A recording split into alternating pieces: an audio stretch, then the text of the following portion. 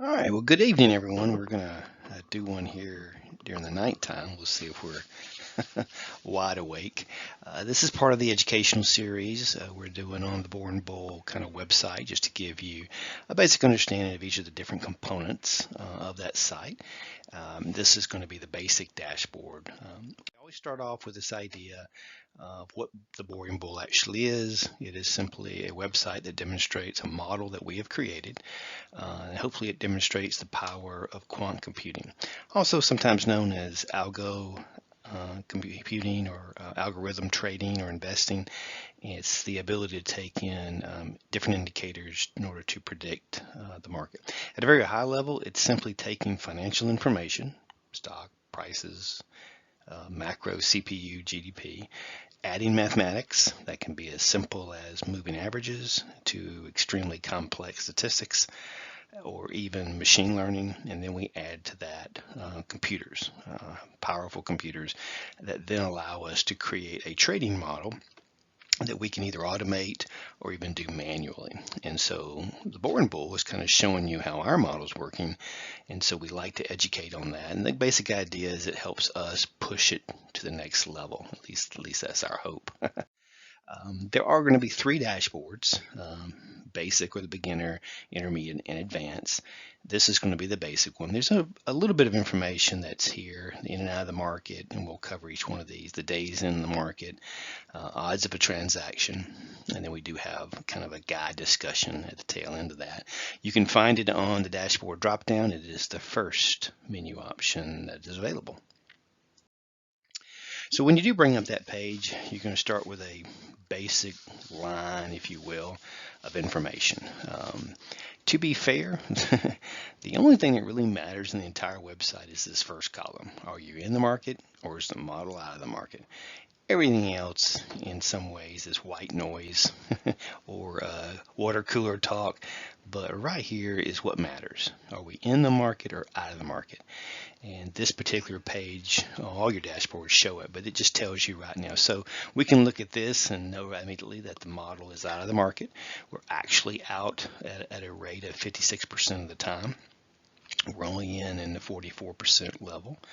It's going to give you the days that you're out. If we were in the market, then obviously this would say days in. And then you have an average, which I think when I say it's 17 days, it's the average. So you'd see that down here. Then we're going to give our transaction gain or loss. So are we positive or are we negative? And in the final column, we would have our actual daily percent gained by the S&P 500. In example, today we were up 0.92%, so it was a really good day. I wish we were in the market, but the model is the model. You got to follow the model, not trying to outguess it.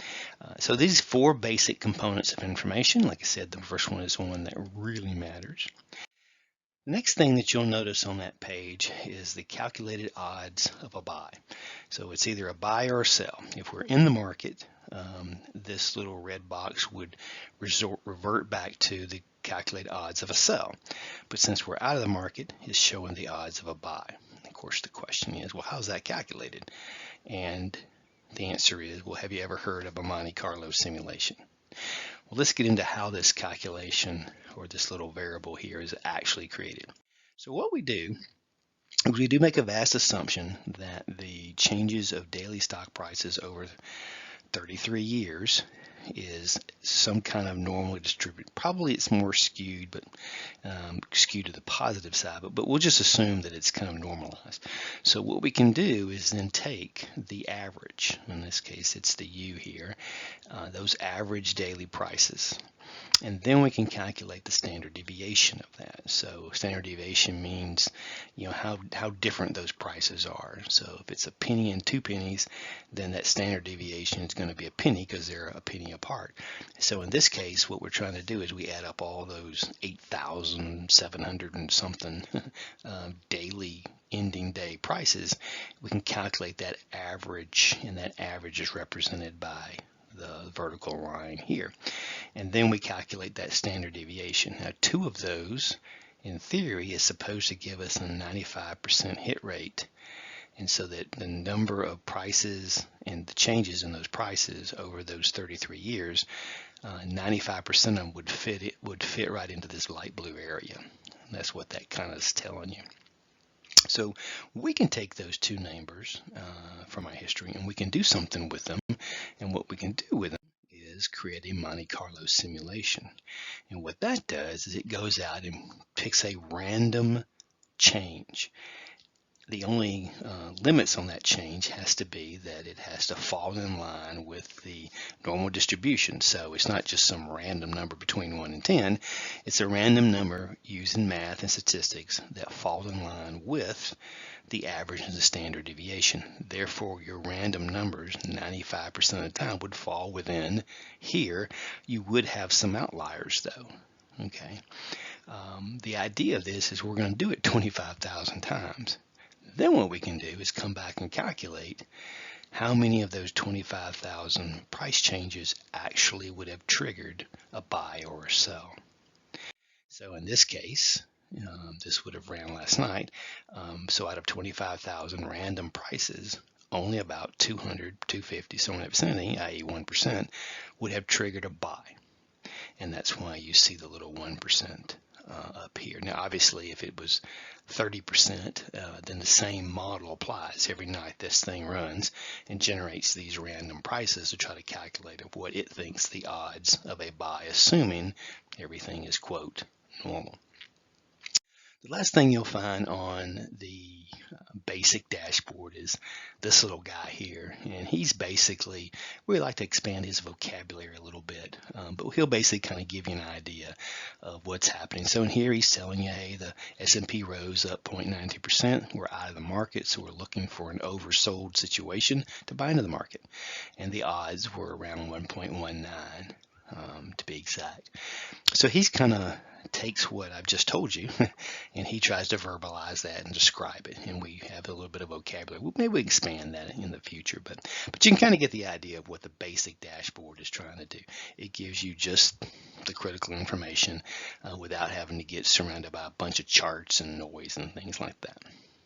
Okay. That was the basic dashboard. We always end these videos of putting that big warning sign up that this is, not advice. We're not trying to tell people what to do. We're simply showing you what we're doing, showing you how we're using a model. It is risky. It uses leverage. It will create greater gains and huge losses too. And you have to understand that, and that's going to be true whether you're doing hedge funds or your crypto or whatever. But whenever you use these algorithm things, you have to understand that there is, of course, risk. It's simply using math, and as good as math might be, it doesn't take into account a black swan event like COVID or 9/11 or something like that would just changes everything. It doesn't know that. It only knows mathematically what it's seeing. So anyway, be careful as always. Alrighty, there's our basic dashboard. Hopefully I'll be able to get the intermediate one done tomorrow, and we'll keep going with this. Talk to everybody later.